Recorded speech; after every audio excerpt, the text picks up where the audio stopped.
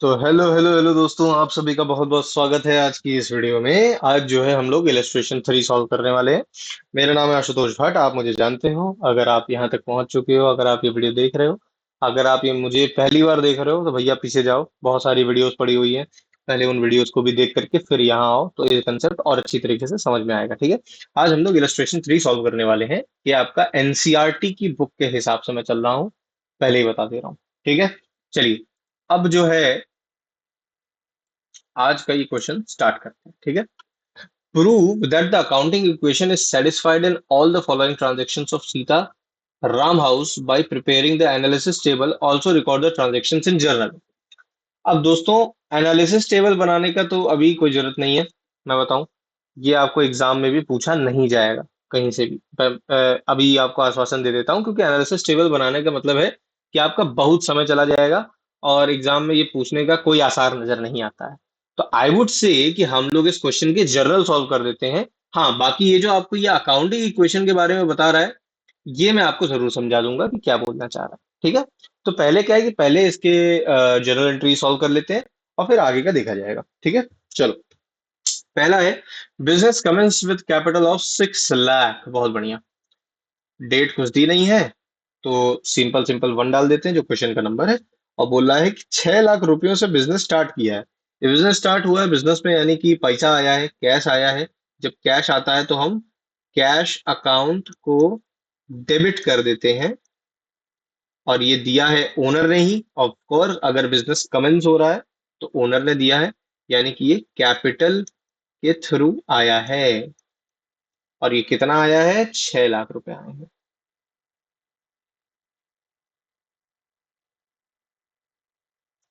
ठीक है दोस्तों।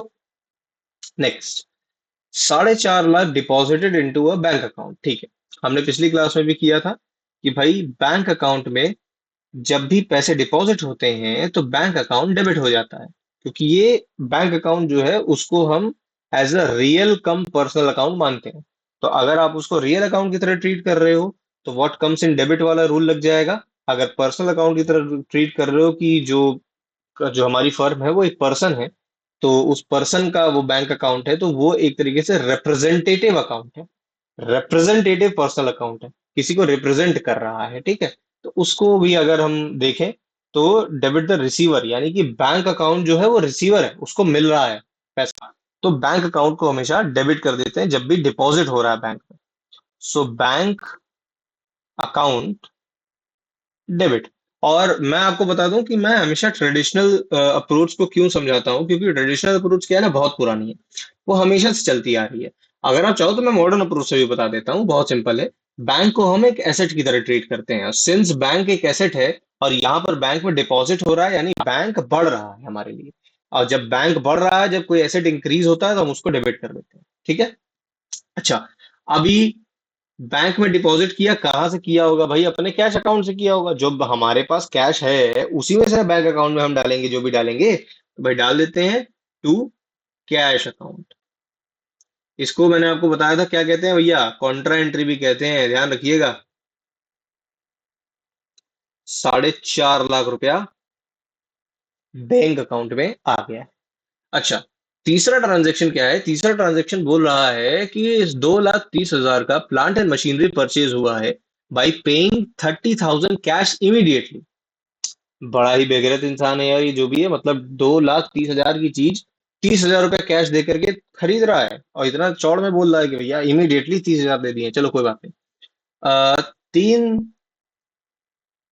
तीन तारीख या फिर तीसरी एंट्री है अपनी। इसने जो है प्लांट एंड मशीनरी खरीदा है 2,30,000 का। यानी इतना तो श्योर है कि एक एसेट आया है।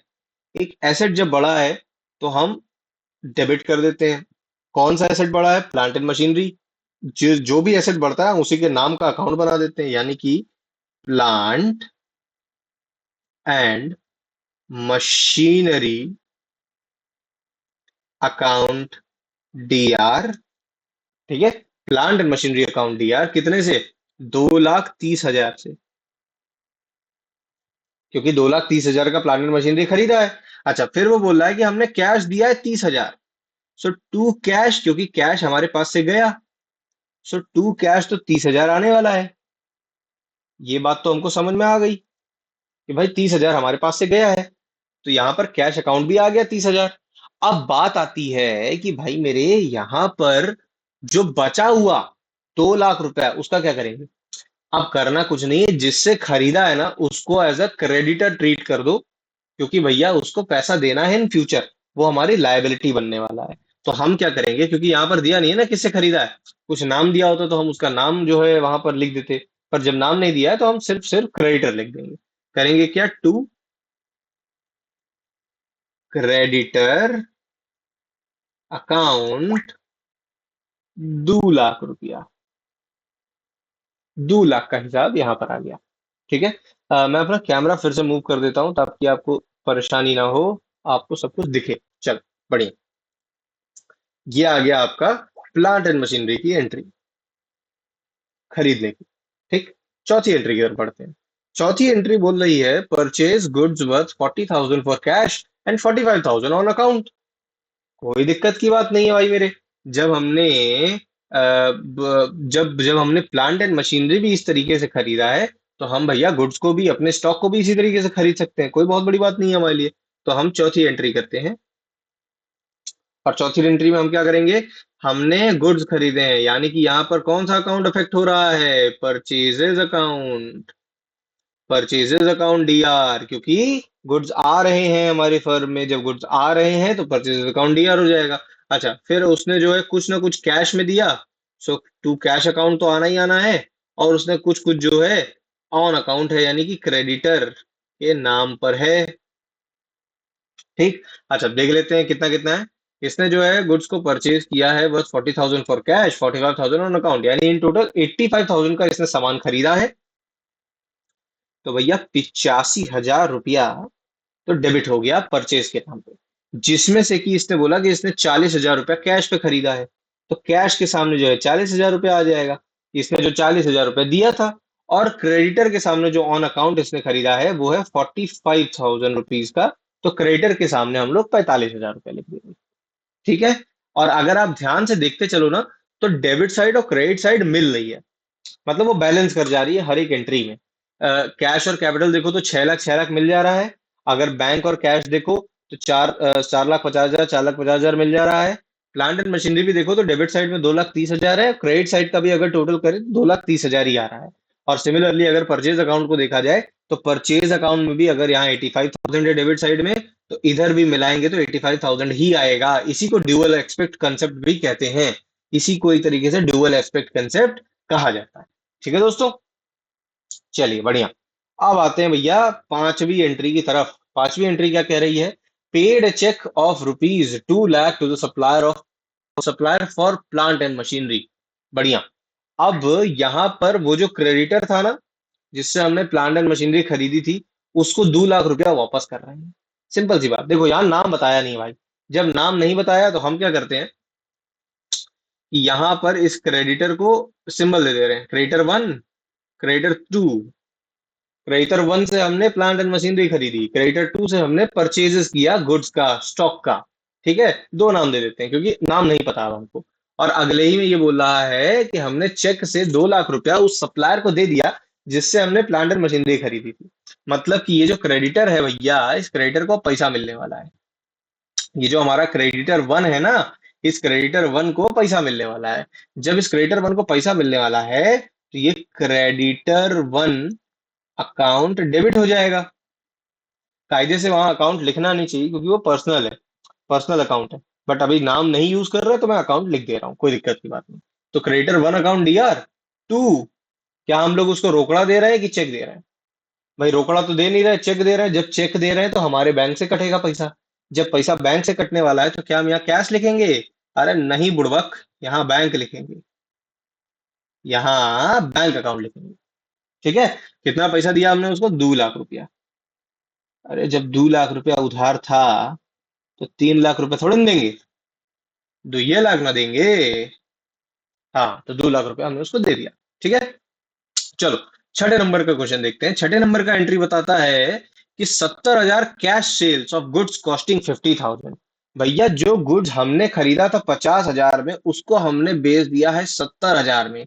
अब आपका जो घुमावदार दिमाग है, वो हमको बोलेगा कि भैया भैया हमने जो है 50,000 का सामान खरीदा, उसको 70,000 में बेच दिया, तो भैया हमको 20,000 का प्रॉफिट हो गया। बिल्कुल हो गया तुमको 20,000 का प्रॉफिट, लेकिन इस 20,000 के प्रॉफिट को तुम जर्नल एंट्री में थोड़ी ना दिखाओगे। जर्नल एंट्री में तुम यहाँ पर 20,000 का प्रॉफिट नहीं दिखाओगे मेरा बच्चा। तुम यहाँ पर क्या करोगे, सिंपल सिंपल सेल दिखाओगे। सेल कैसे दिखाओगे? तुमको रोकड़ा मिला तो कैश अकाउंट डेबिट हो गया, कैश अकाउंट डेबिट हो गया, तुम्हारे पास कैश आ गया। किस तरीके से आया, किस वजह से आया, तुमने सेल किया है तो सेल्स अकाउंट हो गया, क्रेडिट। और कितना रुपया भैया? अब बात आती है मजे की। गुड्स था 50,000 का, बेचा तुमने 70 में, तो तुमको रोकड़ा कितना मिला? 17 ना हजार मिला, ज्यादा थोड़े ना मिल गया तुमको, ना ही कम मिला। तो भैया जब रोकड़ा 70,000 मिला है तो हम सेल भी 17,000 की ना लिखेंगे? बतिया हमारी समझ में आ रही है? जब तुमने बेचा सामान 70,000 का है, तो सेल भी तो 70,000 की रिकॉर्ड करोगे। तुम कम की थोड़े ना करोगे, 70,000 की रिकॉर्ड करोगे। ठीक है? चाहे उस सामान का कॉस्टिंग कुछ भी रहा हो, चाहे हमने वो सामान 80,000 का खरीदा और 70 में बेच रहे हो, हम लिखेंगे 70 ही, क्योंकि हमने बेचा 70 में और पैसा हमारे पास 70,000 आ गया। ठीक है? बढ़िया। अगला देखते हैं, अगला बोल रहा है withdrawn by the proprietor 35,000 for personal use. बाप रे बाप, ये जो प्रोपराइटर है ना, ये बहुत ही गुरु घंटाल आदमी लग रहा है हमको। 35,000 रुपये बताओ बिजनेस से निकाल ले रहा है। चलो कोई बात नहीं। हमने बताया था जब भी प्रोपराइटर अगर अपने बिजनेस से कुछ भी सामान निकालता है अपने पर्सनल यूज के लिए, तो हमें एक दूसरा अकाउंट है जो कि अफेक्ट कराते हैं। उस अकाउंट का नाम क्या है? ड्रॉइंग्स। Drawings account, DR। क्योंकि ये एक एक्सपेंस है बिजनेस के लिए, और एक तरीके से पैसा जा रहा है किसी के पास, इसको हम एज अ पर्सनल अकाउंट भी ट्रीट कर सकते हैं ड्रॉइंग्स को। Drawings account DR to. क्या उसने बैंक से निकाला, क्या उसने रोकड़ा लिया? तो सिंपल सिंपल यहाँ लिखा है कैश। यहाँ पर कहीं पर भी बैंक का मेंशन नहीं है, यानी कि भैया ये रोकड़ा जा रहा है हमारे हाथ से, तो टू कैश अकाउंट बनता है। कितना? 35,000 रुपया। बताओ, 70,000 रुपए का सामान बेच के 35,000 रुपया तो इन्होंने, भाई साहब ने निकाल ही लिया। बिजनेस में क्या बचा? 35,000 रुपया। चलो कोई बात। ये हो गया तुम्हारा विड्रॉल का। अब आते हैं 8वें पे, insurance paid by cheque of ₹2,500। बहुत बढ़िया। एक्सपेंस आ गए हैं, जिसमें कि सबसे पहला इन्होंने इंश्योरेंस पे किया है। 8वीं एंट्री है ये। जब इंश्योरेंस पे करते हैं तो जो भी एक्सपेंस हम पे करते हैं बाबू लोग, उस एक्सपेंस का ही नाम का हम अकाउंट बना देते हैं। यानी insurance, insurance premium account debit. क्या भैया उसने कैश में दिया? ना। क्या उसने चेक में दिया? हाँ। जब चेक में दिया तो भैया तुम्हारा क्या रोकड़ा तुम्हारे गले से जाने वाला है? रोकड़ा नहीं जाएगा ना, बैंक से ना पैसा कटेगा। तो बैंक अकाउंट से पैसा काट देंगे। कितना? 2,500 रुपया। ठीक है बाबू लोग। चलो, अगला क्या है? अगला है सैलरी ऑफ 5,500 आउटस्टैंडिंग। ओहो, आउटस्टैंडिंग आ गया भैया। चलो एक नया कंसेप्ट बताने वाले हैं, मतलब इसको थोड़ा सा बड़ा कर देते हैं, बड़ा कर देते हैं, बड़ा कर देते हैं। चलो, अब आता है कंसेप्ट आउटस्टैंडिंग का। आउटस्टैंडिंग तुम लोग को समझा देता हूं कि जब भी सैलरी पे होती है, जब से मान लो जब भी सैलरी पे होती है, जो मैं अभी लिख रहा हूं उसको लिख मत लेना, ये मैं समझाने के लिए लिख रहा हूं अभी। जब भी मान लो सैलरी एक्चुअल में पे हो जाती है, तो हम क्या करते हैं? सैलरी अकाउंट डेबिट टू, मान लो कैश में पे हुई, तो टू कैश अकाउंट लिख देते हैं। जब एक्चुअल में हमने पे कर दी सैलरी, तो हम कैश अकाउंट का यूज कर लेते हैं, या बैंक अकाउंट का मान लो अगर चेक से पे करिए। ठीक है? तो सैलरी अकाउंट दिया तो कैश अकाउंट हो जाता है। लेकिन बबुआ अगर मैं तुमको ये बोलूं, ये सैलरी जो है हमने पे नहीं करी है, ये आउटस्टैंडिंग है, ये अभी पे करना बचा है हमको, अभी हमने किया ही नहीं है पे, तब हम क्या करेंगे? तो हमारा जो अकाउंट्स है ना, ये अक्रूवल बेसिस पे चलता है। अक्रूवल बेसिस मतलब ये होता है कि जो भी हमारे आउटस्टैंडिंग ट्रांजेक्शन्स हैं, हम उसकी भी इंफॉर्मेशन रिकॉर्ड करते हैं। ठीक है? अब उसकी इंफॉर्मेशन कैसे रिकॉर्ड करेंगे भैया? तो मैं आपको अभी समझा देता हूं। जब भी कोई आउटस्टैंडिंग एक्सपेंस होने वाला होता है, जब भी आउटस्टैंडिंग एक्सपेंस होता है, तो हम क्या करते हैं? जो भी एक्सपेंस है वो तो अकाउंट DR हो जाता है, टू आउटस्टैंडिंग एक्सपेंस अकाउंट कर देते हैं, और ये जो आउटस्टैंडिंग एक्सपेंस है ये हमारी लायबिलिटी बन जाती है। सिंपल सिंपल, अभी के लिए इतना समझ जाइए, आपके लिए बहुत काफी है। सो टू आउटस्टैंडिंग सैलरी अकाउंट 5,500। और ये जो आउटस्टैंडिंग सैलरी अकाउंट है ना, ये पर्सनल नेचर का है। अभी यही लिख देता हूं, ये पर्सनल नेचर का है। ठीक है, चलो बढ़िया। लास्ट आ गया। लास्ट है furniture of 30,000 purchase in cash. ये तो चिंटू क्वेश्चन दे दिया रे अचानक से। चलो कोई बात नहीं, चिंटू क्वेश्चन भी करेंगे। फर्नीचर खरीदा है, एसेट आया है, तो क्या करेंगे? गुड्स अकाउंट डीआर कर देंगे, परचेजेज अकाउंट डीआर कर देंगे? नहीं बुड़बक, फर्नीचर, फर्नीचर आया है भाई, तो फर्नीचर अकाउंट न डीआर करेंगे। अच्छा, बैंक से खरीदा? नहीं, रोकड़ा दिया, नगद एकदम हाथों हाथ पैसा दिया गया। कितना? 30,000। 30,000 रुपया दिया गया है फर्नीचर का, और 30,000 का फर्नीचर आया है। समझ रहे हो? 30,000 का क्या खरीदा होगा? Sofa set? पता नहीं, चलो। तो भैया, अभी फिलहाल के लिए देखा जाए तो आपका इसका मैंने जितना जर्नल एंट्री था सब करा दिया। ठीक है, समझा समझा के धीमे धीमे जितने तेज जैसा हो सकता था हमने करा दिया बढ़िया तरीके से। अब आपको क्या करना है? आपको इसका एनालिसिस टेबल बनाना है। हाँ मानता हूँ, बहुत बहुत ही वो वाला काम दे रहा हूँ, बट आपको क्या करना है? होमवर्क है, करना हो करो, है ना? नहीं करना हो मत करो। अगर करोगे तो आप ही का फायदा है, नहीं करोगे तेल लेने जाओ, मैं क्या करूंगा? होमवर्क क्या है? एनालिसिस टेबल बनाओ। क्या बनाओ? एनालिसिस टेबल बनाओ। ठीक है, इस पूरे ट्रांजैक्शंस की जो 10 ट्रांजैक्शन हुए हैं इसका एनालिसिस टेबल बनाओ। जैसा हमने पिछले आई गेस 3 पार्ट में जो बनवाया था, how to write a journal entry वाली जो 3 वीडियोज हैं, पार्ट 1, पार्ट 2, पार्ट 3, उसमें जैसा एनालिसिस टेबल बनाया था आपको वैसा एनालिसिस टेबल बनाना है। ठीक है, बहुत सही। आ, आज के लिए इतना ही काफी है। हाँ बस एक छोटा सा चीज और बता ही देते हैं लगे हाथ, क्योंकि क्वेश्चन में आया था, तो मैं सोचता हूँ कि मैं बता ही देता हूँ। कौन सी बहुत बड़ी बात है? कौन सा बहुत बड़ा बात है? अभी बता देता हूँ। क्वेश्चन में आया था अकाउंटिंग इक्वेशन। अकाउंटिंग इक्वेशन, ये अकाउंटिंग इक्वेशन का होता है भाई। ये अकाउंटिंग इक्वेशन होता है assets equal to capital plus liabilities. ये अकाउंटिंग इक्वेशन होता है। ये हमारे अकाउंट्स का एकमात्र ऐसा फॉर्मूला है जो कि, ऐसा समझो कि ये एक पेड़ होती है ना, उस पेड़ की जड़ है, रूट है। ये रूट कॉज है। इसी की वजह से जो है हमारा ये जो अकाउंट्स है ना, ये इतना बढ़िया तरीके से चल रहा है। सारे रूल्स इसी पर बेस्ड है। तो आपने करना क्या है? अभी फिलहाल के लिए एनालिसिस टेबल बना करके रखना है, और अकाउंटिंग इक्वेशन मैंने आपको बता दिया क्या होता है। अब इसको समझाने का मतलब है कि जब मैं आपको अच्छे से बैलेंस शीट और वो कराऊंगा ना, वो फाइनल अकाउंट्स, तब आपको ये बड़ा मजा आएगा समझने में। तो फिलहाल अभी के लिए विराम लेते हैं, है ना? युद्ध विराम भी हो गया है, और हम लोग भी विराम ले लेते हैं थोड़े समय के लिए। और आपको मैं बोलना चाहूंगा कि अगर आपको ये वीडियो पसंद आया हो तो प्लीज इस वीडियो को लाइक करिएगा। अभी तक बने रहने के लिए बहुत बहुत धन्यवाद। कमेंट सेक्शन आपके लिए खुला है, अगर आपको कुछ भी क्रिटिसिज्म देना है तो जा करके वहां पर बेशक दीजिए, दिल खोल करके दीजिए। गाली मत बकना यार, बस गाली मत बकना, ठीक है? हाँ, और चैनल को सब्सक्राइब कर लो अगर आने वाली वीडियोस देखना चाहते हो। बेल आइकन दबा दो अगर तुमको चाहिए कि नोटिफिकेशन आ जाए तुम्हारे पास, जैसे ही हम वीडियो अपलोड करें तो तुम्हारे पास नोटिफिकेशन आ जाए, तो भैया उस बेल आइकन को दबा दो। ठीक है, चलिए मिलते हैं आपसे अगली क्लास में, तब तक के लिए बाय बाय। पढ़िए लिखिए मजा करिए घूमिए नाचिए, छोटी सी जिंदगी है, कितना ही हड़बड़ी मचाएंगे, है ना? चलो बाय बाय, गुड नाइट।